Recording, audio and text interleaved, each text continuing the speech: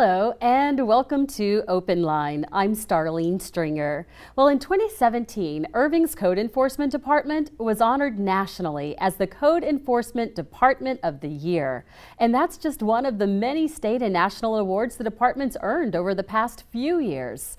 Well, on this edition of Open Line, we're going to learn more about the innovative programs and service that have attracted local and national attention.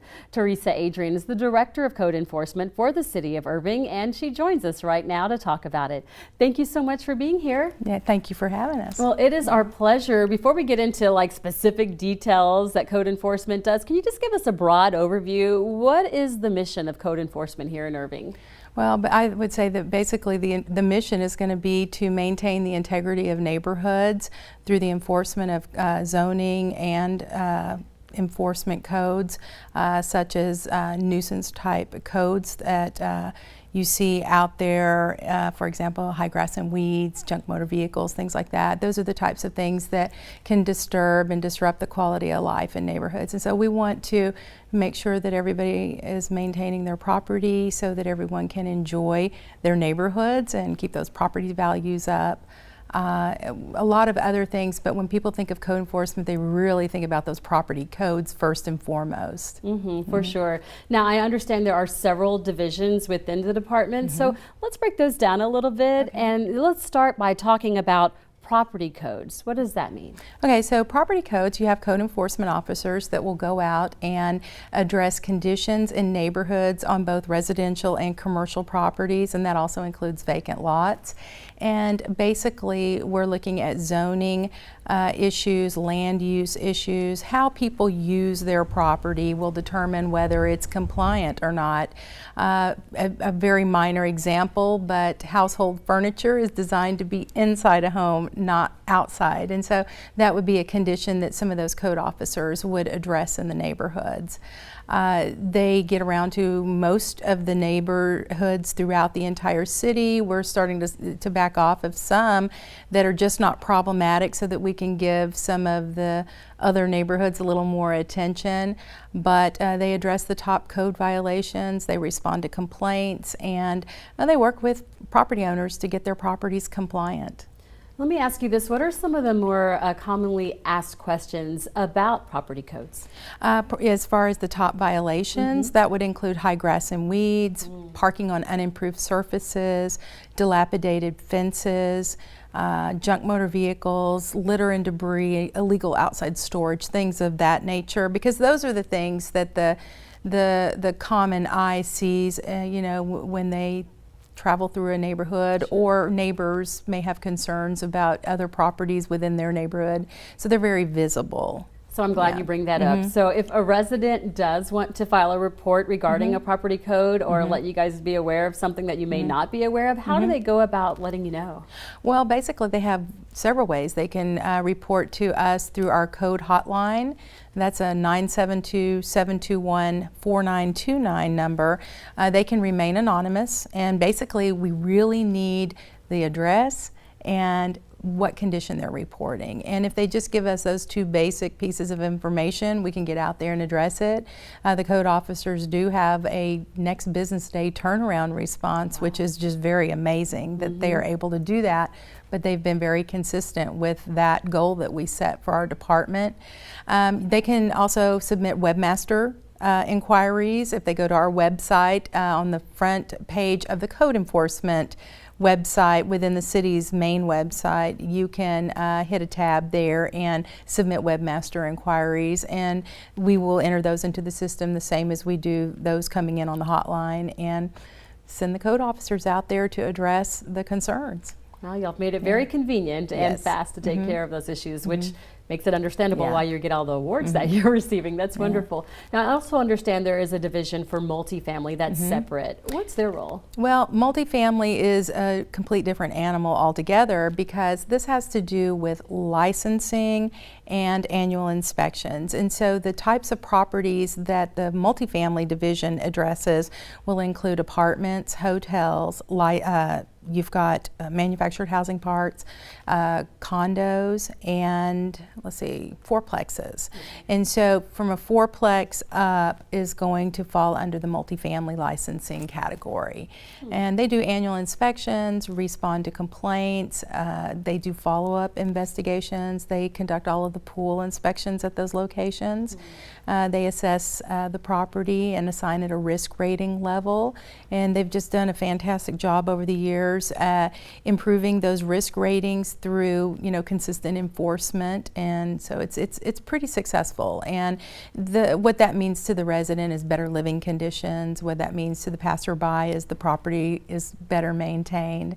And so we're really proud of that program. We have other municipalities that are modeling their programs right after ours. Wonderful. And so what are some of the common questions you get about multifamily? Well, multifamily, as far as the complaints go, summertime is peak time for AC complaints. That's air conditioning units. And so we'll see a lot of those types of complaints in the summer.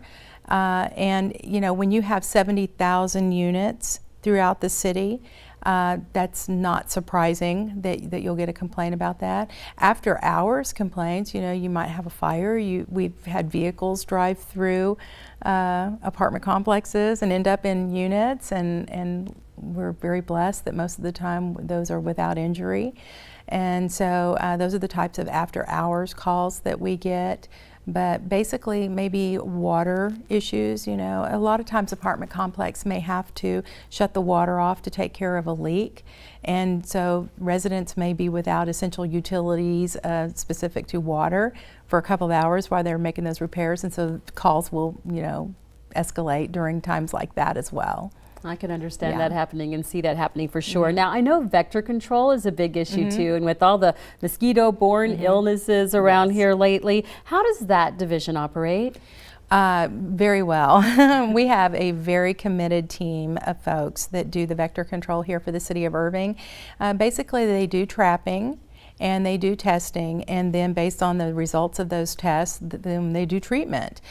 We work closely with the Dallas County folks, and our vector control team has adjusted their hours where they collect all of the traps that they've set and get those submitted early in the week, and then we get a very quick turnaround on the results of those samples that we submit, and then they get out there and treat. The minute we have a trap that has infected mosquitoes based on the test results, we'll get out there and get that spraying done in the neighborhood so that we can stay on top of it, and they really do a fantastic job. Which is wonderful. Now, in addition to sending samples to Dallas County, the city does some of the testing on its own too. What's the goal of that? Well, the goal of that, obviously Dallas County, they can only test so much, because they have other cities sending samples as well. And so, for instance, if we have a resident that calls in and says, I'm really concerned, we have a high number of mosquitoes in our neighborhood, then Tom, who is our vector control coordinator, he will actually take a trap out there and set it up in that neighborhood, and then the next day pick up the trap, figure out how many mosquitoes did we catch, was there a high population of mosquitoes, and if so, were any of them infected? If they were, then he'll go on and proactively treat that area as well. And so we're running dual tests. We've got about 28 traps throughout the city that rotate and cycle through the Dallas County testing and then our in-house testing as well. Okay, now I understand the city actually has a mosquito hotline. They do. When should someone actually use it? Well, they can use it like the concern that I just brought up. If they feel like there is a high population of mosquitoes, or they're seeing an influx of mosquitoes, or they just have concerns or questions, they can call and leave a number, and Tom will get back with them and provide information for them. Sometimes people want to know where the mosquito dunks are, and these are the things that they can just, chunk into the water, and that way we don't create new mosquitoes, and it'll control it for about 30 days. And so those are available at the Parks Department, there at City Hall, or at Code Enforcement, or over at the Senior Center. Okay, very convenient to pick those up as well. And they're free. Which is always a bonus. Yes. People love that word. So the Board of Health and Health Authority also fall under code enforcement. Tell us exactly how that works. What do they do? Well, the Board of Health is an advisory board, and basically they advise the City Council on public health concerns, and they have been very, very focused on the homeless situation and mental health issues over the last year. They are actually getting ready to put together a business plan for the upcoming year. They want to engage in more public health outreach. And so we are working together to get that created by the end of the year so that they can be more involved in providing the community more public health updates and using all of the different media outlets that are available to them, and getting more engaged in the community when we have community events, things of that nature. And so they really want to roll up their sleeves and work for the community as volunteers, and they've just been really, really good to work with. Wonderful. Now let's move from health to beauty. Okay. So another division I understand is Keep Irving Beautiful, or as many people refer to as KIB. So what is the mission of KIB, and how does that play a role? Well, KIB does a lot of outreach, beautification projects, volunteerism. They do an amazing job getting people to come out and do projects throughout the year. I can't even tell you how many projects they do. They apply for grants. The City of Irving gets some wonderful beautification grants along TxDOT thoroughfare, our government community achievement award that they have managed to snag a first place award, I think 3 times. Wow. And that equates to, I think, $310,000 of grant money that comes to the city. And through that grant money, we can do landscaping improvements along corridors that are TxDOT thoroughfare. So they do that. They have an adopt a spot program. They do their Trinity Trash Bash once a year, and I'm telling you, the people come out and help. They make blankets and donate blankets. I mean, there's just no end to the volunteerism that they do, and so they are really successful, and they are, in my opinion, an award-winning Keep Texas Beautiful affiliate, Keep America Beautiful affiliate. It definitely looks like a lot of fun. We were looking at a little bit of the trash bash while you were describing that, and it looked like it was a blast. Okay, so something else that you've made fun is working outreach into elementary schools. I know you've done quite a bit of outreach lately with elementary schools here. Can you tell us about that program and how that works? Well, basically, elementary schools, they'll have their career days or just their outreach days where we go out and we get to play with the kids and tell them about code enforcement, bring props. I will tell you, we have no ability to compete when animal services is out there, because they typically bring a dog, or the fire department may come out and bring a fire truck, and so it's just no competition. But we do try to bring props and tools out there and teach them, what we're doing, how we go about doing it, and hopefully they'll take that information home to their parents. And our kids are the next generation of homeowners and property owners, and so we want to teach them young. So it's a fun time. You feel guilty getting paid to go out and do that, because it is really fun to interact with the children. I bet it is. Now, it's important that everybody get out and help and make a difference when it comes to maintaining standards, residents and businesses alike. So how can people be most helpful? Well, reporting the concerns that they see is one way. Getting involved in their neighborhood associations. There are a lot of neighborhoods throughout the city that have formed neighborhood associations, and their engagement in the activities that are coordinated by those neighborhood associations is critical to the holistic approach to keeping their neighborhoods maintained. It's a great avenue for them getting information, and so they have their roundtable meetings. I think Corporate Communications hosts those roundtable meetings with all of the neighborhood officers, and that's a great way to get information.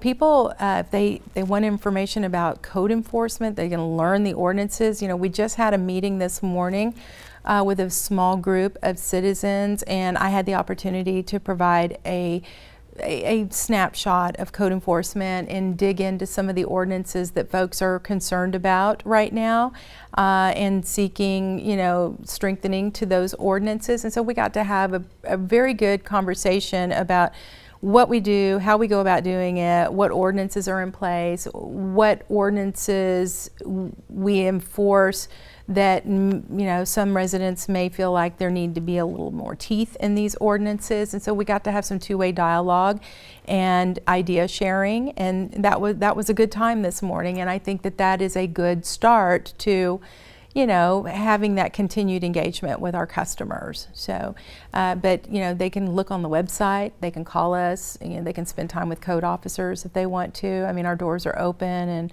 we're very transparent in that aspect, so that people can learn as much as they can learn. But basically, if you see something, say something, like the police. Say yes. It's the same thing with us. Report it and let us go out there and investigate it. Wonderful. And we do have the website on the screen so people can check it out, report it, and do that conveniently. So it's something else you mentioned. You were talking about discussing with people what you do and the programs and the processes, like you are with us right now. Well, I know you've done a lot of streamlining and simplifying lately. How has that been helpful? Well, probably our Operation Saturation program has been the most helpful, because it has enabled us to really cover a lot more ground. For property codes, there's 7 code officers that cover the entire city, and they do about 45,000 cases a year. And that's a lot. And with each one of those cases comes enforcement actions. That includes documenting the case, doing the research, taking photos, issuing notices, having meetings with residents, doing follow-up investigations, ordering mowings of properties, going to court on those citations. I mean, one case can equate to a lot of time. I'm glad you say that. So for people who are wondering, maybe they filed a report or a complaint, or they have an issue or whatever it may be, can you kind of let them know, like, the duration of time, how patient they need to be with response time and case duration? How long does it take? Well, our response time is right at the 97% next business day. And so if they call something in on a Friday, of course the next business day is Monday, but typically it's the next business day that we will go out there and investigate. We don't do follow-up calls with the residents unless they ask to be called back, and then of course we're happy to follow up with them and let them know the status of the case. Our average case duration for complaints that are called in, because we do measure that, is less than 7 days. So that's from the time that it gets reported to the time it gets abated. That's impressive. It really is a good turnaround time, and that's going to be with those top violations, excluding fences. Fences can take a little bit longer due to the fact that they have to sometimes get a permit, and so those types of issues can be a little more comprehensive and not as easy to be dealt with as mowing, trash, debris, illegal outside storage, things of that nature. Now, I'm sure you do get a lot of calls and concerns, or people writing things on the internet letting you know what they see, but you see a lot of it yourself because you've really increased your presence in neighborhoods, right? Absolutely. The misnomer out there is that we're proactive or we're not proactive. We're very proactive. We're in the 95% range for being proactive. I just ran some numbers this morning, and this year, I mean, we're at 95.6% proactive. We're going to be probably less than 3,000 complaints for the entire year as I, do those estimates, and 45,000 of the cases that we worked were proactive. And so we're really excited about the ability to be in neighborhoods that we may not commonly get called about. Some folks don't call and report conditions, and historically we wouldn't have been in those neighborhoods. We would have just been out where the complaints were and working those neighborhoods. Now we're doing both, and I'm really pleased with the work that they get done and the results that they're obtaining. our citywide compliance rate, you know, we were able to measure what our city looks like compliance-wise from the view of the right-of-way when we started this program, and we're in the 85% range, and we started out in the low 70s. So in third year, we've seen almost a 15% improvement in the conditions out there in the city by doing these address-by-address patrols. Very nice. Yeah. And maintaining these high standards is a team effort. Oh, yeah. I understand you work with other departments too. Tell me about how that works. We do. Well, you know, code enforcement can generate some work for other departments. The specific departments would be obviously courts, because if they're writing tickets, then people are having to go to court, and so that causes an influx of customers that municipal court will see in the prosecutor's office. The planning and zoning department, you know, we'll refer folks to them when we see something that's happening that's illegal land use that really requires a zoning change request. If they want to continue using a property a certain way that's not allowable, then that will increase work or throw work their way. The inspections department, we partner with them because permits and things of that nature. And then our parks and recreation department, you know, water and streets, you know, we interact because we get calls about things that sometimes involve all of us. It's not uncommon to see an inquiry that comes through that has issues, you know, relevant to pavers and retaining walls, and then litter and debris, and then conditions right adjacent to that on the private property. And then so we just kind of all pull together and make sure that those things get corrected. And so there's a lot of teamwork with all the departments, really. Solid waste services, we interact with them a lot because of trash out early complaints or things that are placed at the curb that are not being picked up because they weren't allowed to be placed at the curb. And so there is a lot of communication and collaboration that goes on. Wow, it's a lot of work, but it's worth it to keep Irving beautiful, right? Yes, it is. So I understand you're working on another initiative now that's tied into auto-related businesses. Can you tell me about that? Right, as part of our citywide strategic plan, this was one of our initiatives this year, and we identified about 400 auto-related businesses in Irving, and we have a code officer that has been chipping away at those and just basically going out there, meeting with them, letting them know what is allowed, what is not allowed, kind of ranking their property, looking at the conditions and kind of giving them a little scorecard, and then giving them some time to start making corrections and then going back and doing the final inspection. And then at that point, that's where the enforcement starts. But really trying to, you know, partner with them and set them up to succeed. So. Okay, so I know you're going to try to be humble here, but I'm not going to allow you to be. So, okay, I'm going to make sure I get this right. According to the American Association of Code Enforcement, Irving has the best department in the entire country. So congratulations on that. Thank you. You're welcome. But you have several other honors to your credit too. So I want to talk in particular about the Code Enforcement Innovation of the Year. Tell us. Okay, so that was the Operation Saturation. We submitted that, and we knew that this was unique. When I first started pitching the idea, went through everybody in the department pitching the idea, and it was like if one person said no, this won't work, then we weren't doing it, but everybody bought into it. But we went ahead and benchmarked other cities and asked them, do you operate this way? And of course nobody did. It was a one-of-a-kind, unique approach to code enforcement. Basically, it solved a lot of problems. And this was without adding new staff, but we improved our turnaround time and response time for complaints. We decreased our case duration, which was a good thing. We ended up getting every single address hit, and so now we had a snapshot of what the conditions were out there, frozen in time, for one moment in time. This is what our city looked like, and so we were able to say this many properties had no violation, and so when you do the math, now you have a citywide compliance rate. A neighboring city did this years ago, but they used a contractor. And it cost over $50,000 to have that contractor go through the very first time, and then it cost another $50,000 to have, and this is a very small city, much smaller than ours. And so we did what they did, except in-house without a contractor and without additional costs. And the benefit is we have improved the conditions in the city. The caveat to that was the properties that were in compliance, they got a thank you card from code enforcement. And that was a really neat thing to do, because you want to be able to tell as many people as you can, thank you for taking care of your property. Thank you for being a part of the solution.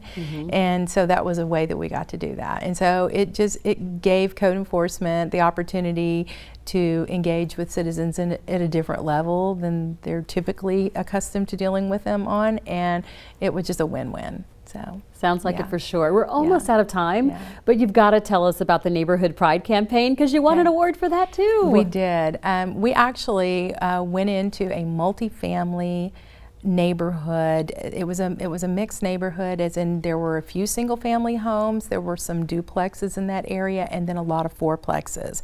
And it's a horseshoe street just adjacent to a junior high school here in Irving, and we basically went out there as an entire team. Look at those awards. They're awesome. Oh yeah, thank you. We went out there as an entire team and engaged the children in the neighborhood, and we taught them the codes. We played games with them. We walked them through the neighborhood. Every code officer out there adopted a kid in the neighborhood and walked them around the neighborhood and taught them how to keep their properties maintained. And then we gave them awards and had pizza with them and periodically drive through that neighborhood, and they are still doing a really good job maintaining that neighborhood. And it was one that was pretty problematic. And so it was a fun day, and I wish that we had the time to do more of those types of initiatives, because they're fun and they're worthwhile, and they are really beneficial, to a neighborhood. The idea really would be that neighborhoods start doing this, on their own, but as much as we can be a part of that, we want to be, because it's a good time, and it really gives you the opportunity to see the fruits of your labor. Yeah. And you know what, one more thing I really want to point out too is you've won all these awards, and you could just say, hey, we've got this, but y'all continuously go and get trained. You go and learn all you can. Education is very important for your department. Why so? Well, one, we need to stay leading edge, and we need to stay up on the latest laws that are coming into play. I'm the presiding officer of the Code Enforcement Advisory Committee for the Texas Department of Licensing and Regulation, and we get to hear stuff statewide, and we get to be part of the test questions that get added to the code enforcement exam, and what happens to code officers when lack of ethics are involved and they're not abiding by the rules. And so we get to be engaged in that. It's really important because we have very strict rules to follow. We can't look over a fence. Contrary to popular belief, we can, residents may look over a fence, but don't ask us to. We cannot do that. And so there are some rules in place, and so we have to stay trained for safety purposes so that we know what the laws are. We have to stay proficient with our own local codes and ordinances. We have to be consistent with our processes, and so we are constantly training. And we need to, because we need to be as good as we can be for our customers. Yeah. Everybody should take that into mind, into sight, no matter what they do, and be more like y'all. So congratulations on all the achievements and continued success. Thank you for keeping Irving beautiful. Thank you. And thank you so much for watching. I'm Starlene Stringer. Please be sure to join us on Thursday, August 9th at 1:30 p.m. for our next edition of Open Line. We'll see you then.